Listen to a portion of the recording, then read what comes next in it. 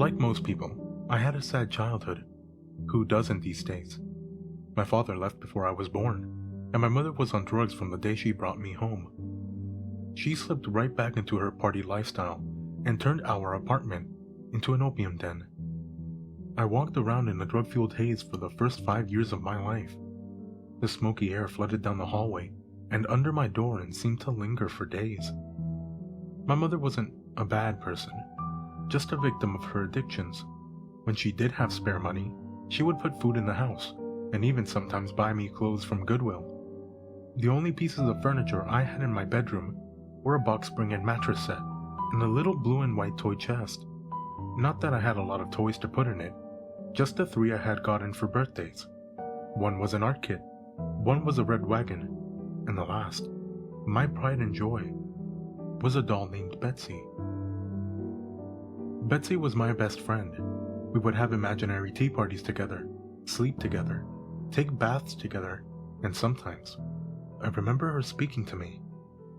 Thinking about Betsy in adulthood has led me to believe that I was a severely traumatized child who was often high on opium, and therefore, my memories were extremely unreliable. Still, I remember the sound of her voice, a high-pitched tinkled lilt, and I remember the bad things she wanted me to do. Steal food for her, bring her forks, bring her knives, hit the bad man who slept on our couch. Always bad things that would get me in trouble. I would blame it on Betsy, but my mother would never believe me. Adults never do. Around my 6th birthday, I asked my mother for a birthday party. I wanted to invite the not nice girls from school, serve them cake, make them like me. I still remember standing in the kitchen with such high hopes, a glass bottle of soda shaking in my hand as I held my breath and awaited my mother's answer. She turned to me and laughed. A birthday party? Laura, that's ridiculous. I can't afford to feed 15 other children who aren't even mine. I can barely afford to feed you. You eat like an elephant. Or should I say little Betsy does. I barely get anything to eat around here. My face fell and she shook her head, mumbled something, and stumbled off. I heard the music go up in the living room as more people walked in the door. Some left. Some stayed. I knew none of them. My mother threw parties all the time. But what about me? I was a child. All my friends had birthday parties, and now the mean girls would know I was too poor to have one. And they would tease me even more. I felt tears start to swell, and I ran into my room and slammed the door. Betsy was lying on the bed and smiling. She was always smiling. How could I forget? Just staring at me, smiling. She was going to tell me to do something bad, like steal more food, or worse. This was her fault. Betsy didn't have to go to school. Betsy never got in trouble like I did, and in my 5-year-old little brain, I truly believed it was the doll, not my mother, who was the source of all my woes. I screamed in anger and threw the bottle as hard as I could at the bed. It hit Betsy, and she fell on the floor. I laughed. I dragged her into the bathroom and threw her into our bathtub, which always had water in it as the drains were clogged. Of course, she didn't fight back while she was underwater, but it made me feel better. A few minutes later, after I had finished taking out my anger and humiliation on my favorite toy, I threw her in the toy chest and slammed it shut. I kicked the chest against a wall. I never wanted to see Betsy again. I never owned another doll after that. About a week later, the police came, and 2 nice ladies took me to live in a new home in a new state, with food and toys, and no drugs. The trunk went into storage, and the wagon disappeared. I never saw my mother again. As I got older, my foster parents admitted she was in jail, doing 25 years. I felt nothing for her anyway. I was still having nightmares because of the life she had given me. I focused on doing well in school, and ignored her letters from prison. She reached out to me several times in my teens, but I always declined her calls. That is, until this morning. I'm 30 now, with my own children, and a husband who loves me deeply. I have a beautiful house, 2 dogs, and a career as a social worker trying to make a difference for kids who had it bad like me. So when I got a voicemail from my mother letting me know she had been paroled and wished to speak, I felt stable enough to let her say her piece. Since the kids were home from school, I went out into the shed in the backyard to return my mother's call. The shed was the children's domain, and they used it to play in the summer. I sat on my old toy chest, which was currently being used as a tea party table, and I dialed the number she had left me.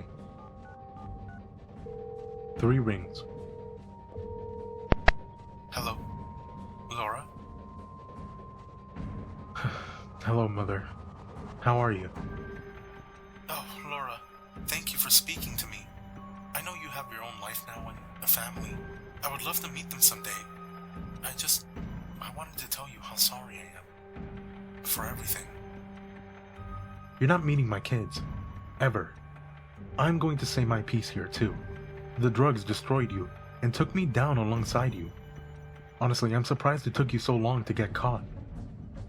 I'm not sure what you mean about being caught. Laura, I honestly know nothing. Look, it hardly matters. I do understand why you would feel that way. Why you would hate me and not want me to meet your little ones. I learned a lot about Jesus and forgiveness while I was away and just... Oh, Laura, I'm so sorry about Betsy. Betsy? I paused, confused. Why would you care about her? I know, Laura. Believe me, I do. It was all my fault. The drugs. And Betsy. Oh God. If I had only been able to see through the haze. If I had only known. She's gone forever now. And it's all my fault. As my mother began to cry, I tapped my fingers on the toy box impatiently. The drugs had clearly fried my mother's brain. Mother, why are you talking about Betsy? Why do you even care? And I know where Betsy is.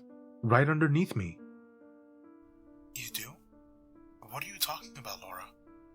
Oh God, where is she? I shifted uncomfortably. Betsy's in the trunk. I honestly thought she had hung up. I heard nothing on the other end. Not even breathing. What do you mean your sister's in the trunk? Sister? What the hell are you talking about? Back on drugs so soon, Mother? Betsy is a goddamn doll. I locked her in the toy box a few days before you got arrested for opium possession. Laura. Oh God, no. No, Laura. I wasn't arrested because of the drugs. I was arrested because of Betsy's disappearance. You always called her your little doll, but we all thought you knew. Oh God. What did you do, Laura? What did you do to my baby? With no emotion, I set the phone next to me and stood up. I could hear the distant sound of my mother's anguished cries and feel the dark clutch of agony in my own chest. Memories were stirring in the back of my mind, threatening to come flooding forward into my consciousness, pushing against a door in my head. A door that's been locked so tightly for so long, I had forgotten it was there. Could the trauma and the drugs have really led me to believe that a small child was actually a doll? Asking for food, asking for utensils to eat with, asking me to protect her from the bad man. No.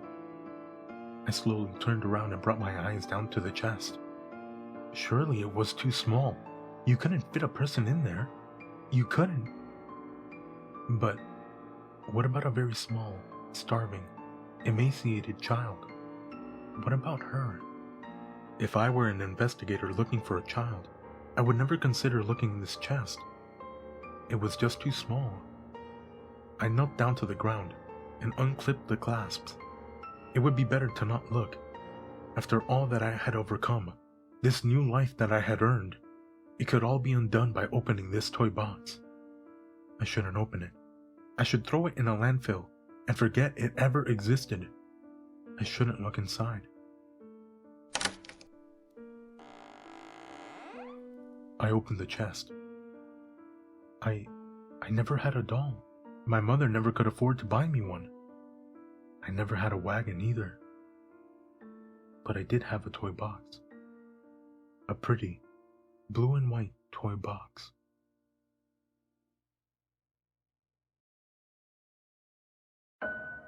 The picture you're staring at was taken sometime in the 70s. It's the only remaining image I have left of my son and the artificial being known as Antran. whom we adopted into our family at the time. It was a warm summer back in the mid-70s. I was driving home from my logging company after a long shift when I had to make a stop at the local garbage tip to drop off some old desks my mother had given us. Something caught the corner of my eye as I bent down, and, upon closer inspection, was shocked to see what I originally thought was a doll. A plastic outer shell with metal limbs, and more shockingly, a humanoid face, with cold, dark eyes.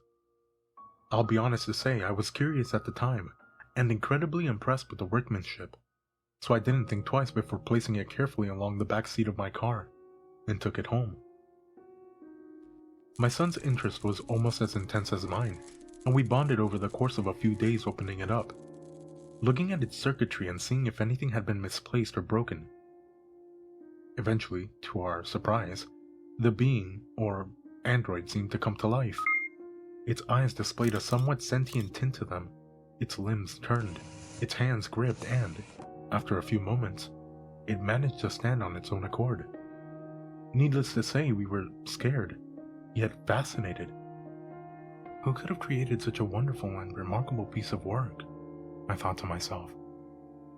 It wasn't until a few weeks later that I realized this wasn't a toy or a doll. It showed incredible signs of intelligence and thinking ability.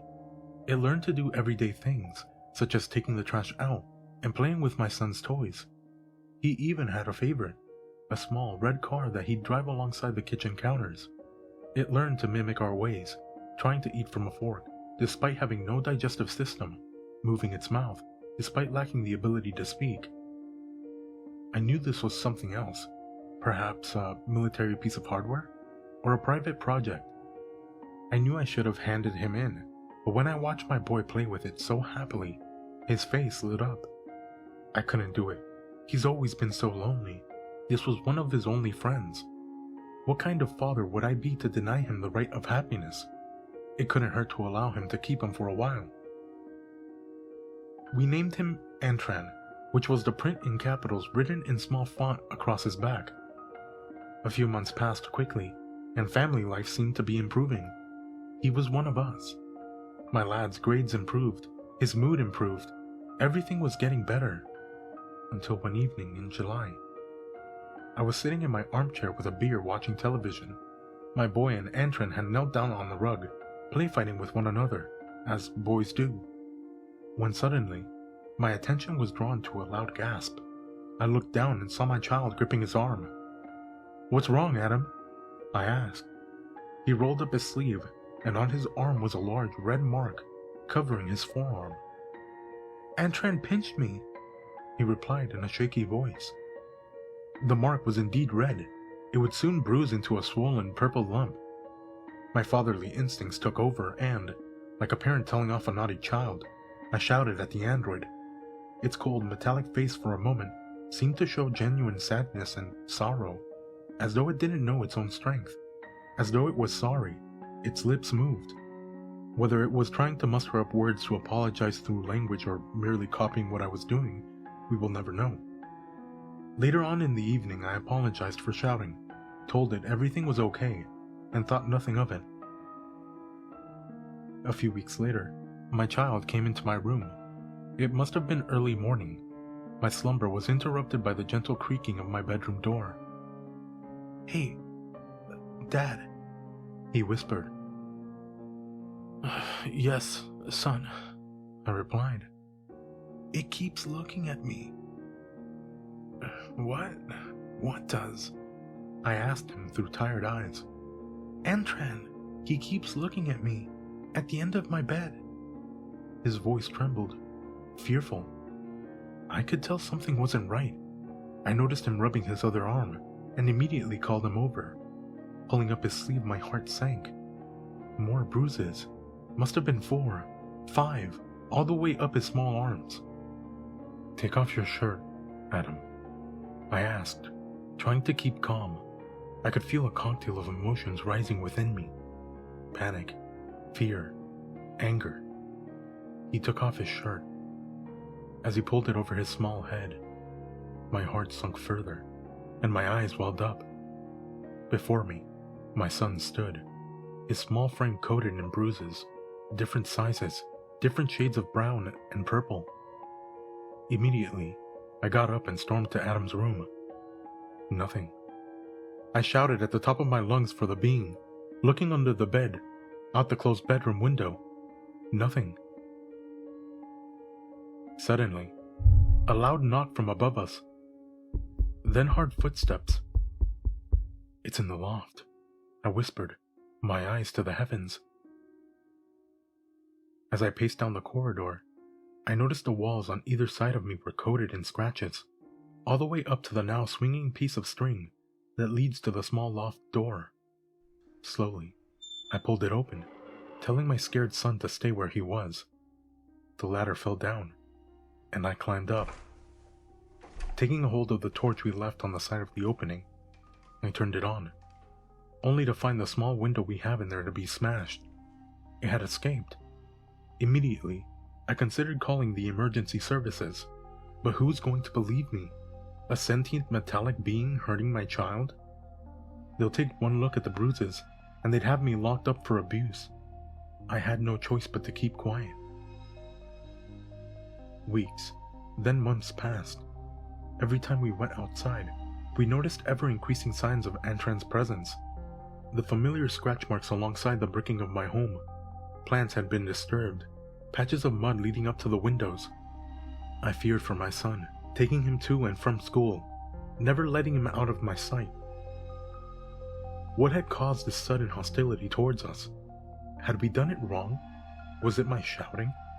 I found myself speaking out loud in the evenings, apologizing to the walls, to an empty room in the hopes Antran would hear, hoping he would stop the taunting, the endless stalking of my home.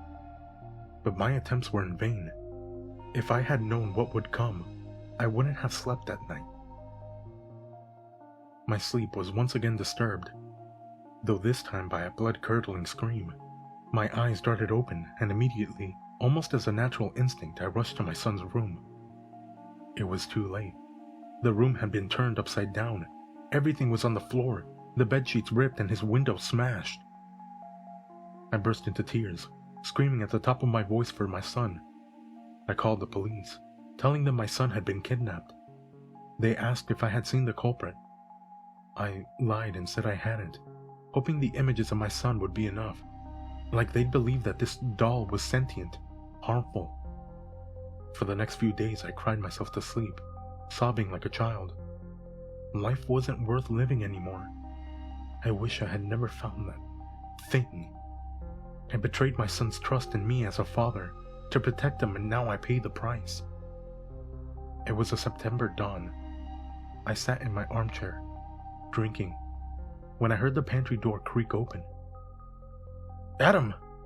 I called, rushing to the kitchen. Again, nothing. Except there, on the kitchen counter, Antran's favorite red toy car.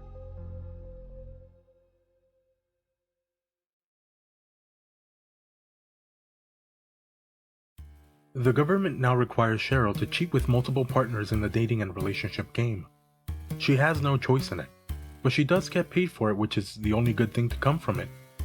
The reason for this is due to something quite unique, very unusual in fact. For as long as Cheryl had been dating, each of her partners have had dark things in their closets, which they had kept away from the rest of the world. When Cheryl was a teenager, her very first date and boyfriend was with a seemingly nice boy. It was later found out that her first boyfriend had enjoyed torturing animals and wearing their skin. He would then go out pretending to be the animal that he had killed. When Cheryl was in her early 20s, she went out with a guy who seemed all put together. He had a nice job and had a place which was very nice to live in. But it was later found out that he was a cannibal. He was caught by his employer when he tried eating the cleaner. Throughout Cheryl's teens and early 20s, all of Cheryl's boyfriends were either killers, cannibals, thieves, or physical abusers of children and women. A person who worked in the prison where all her exes resided took notice of this correlation. The prison guard notified his superiors, and from there, they notified the government. Cheryl seemed to only attract the worst, and the government had thought to themselves that the more Cheryl attracts these types of people, the more they can put them away and protect society. Cheryl was visited by agents working in the Secret Services, and after much talk, she decided to just go with it. So she went about her life as she usually did, by meeting and going on dates with seemingly nice people who, after some time, she ends up finding out that they have done something horrific. It's Cheryl's weird power, in a way. Then, the government asked Cheryl to up her dating by cheating, so she could go out with multiple people at different times. So, Cheryl started cheating, and every partner she chose to date, she ended up finding out something about them, like having human bones in their garden, or something meaty down the drains. Cheryl doesn't know why she attracts these types of guys, and she wished that she could just go out with someone who is just a decent person. The government, on the other hand, having found a use for her unusual gift, didn't really seem to care.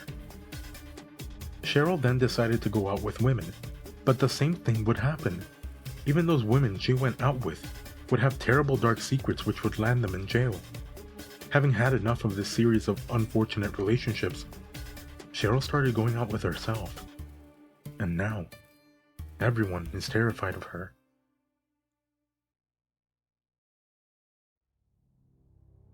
One day, I got a knock at the door, and it was two guys wanting to talk to me about something. They were both wearing suits, and straight away in my mind, I was going to say no to whatever it was that they were selling. To my surprise, they weren't selling me anything, but rather, they wanted to trial out their humanoid artificial intelligence robot in my home. They told me that it wouldn't cost me anything, and that the robot would clean, cook, and look after the house. I'm pretty old now and have some mobility issues, like my body hurting when moving, so I was delighted as I needed something like that. Once the papers were signed, they left and told me it would arrive within a few days. I remember the door ringing. When I opened it up, it was the robot. It looked so realistic, and straight away, the robot started cleaning the house. It was absolutely amazing to have a robot that could do all of these things, and it took a lot of the physical strain off me. Every night the robot would walk out of the house and walk back to its base. The robot would only leave once I was happy with the work it had done in my home. I was even able to give the robot my phone passwords, bank passwords, and even my social media accounts to keep and record safely, seeing as my memory has also gotten pretty bad with age. It was incredible what it could do. My daughter then needed to come back home, as she had lost her job in the city center, and she was going to live with me now. When my daughter got back home, my robot would begin to act strange. It would occasionally ask my daughter to see her real face, and to wipe off her makeup so that it could do its job. It was weird, but my daughter took off her makeup, and I assumed it was some weird robot malfunction. Eventually, my daughter started to get annoyed with it, as it incessantly kept asking her to take her makeup off so that it could function properly. Things started to get even weirder. I would catch it showering or occasionally sitting on the toilet in my home. That's when alarms were raised. Robots don't need to shower or use the loo for that matter. We decided to confront the robot about its weird behavior, but the robot simply ignored our questioning and asked my daughter to take off her makeup again so that it could see her real face. "Why should I take off my makeup?" my daughter asked. "Because I prefer women without makeup. And at that point, we both realized that it wasn't a robot, but an actual man. In that moment, he had stopped pretending to be a robot, and I finally realized that I had clearly been scammed. The man ran out of my house, and I had to cancel all of my bank cards and social media accounts. I also contacted the police. You may think me naive for allowing myself to fall for such a ruse, but I swear to you, he looked and sounded exactly how a humanoid robot would. And honestly, that horrifies me more than anything.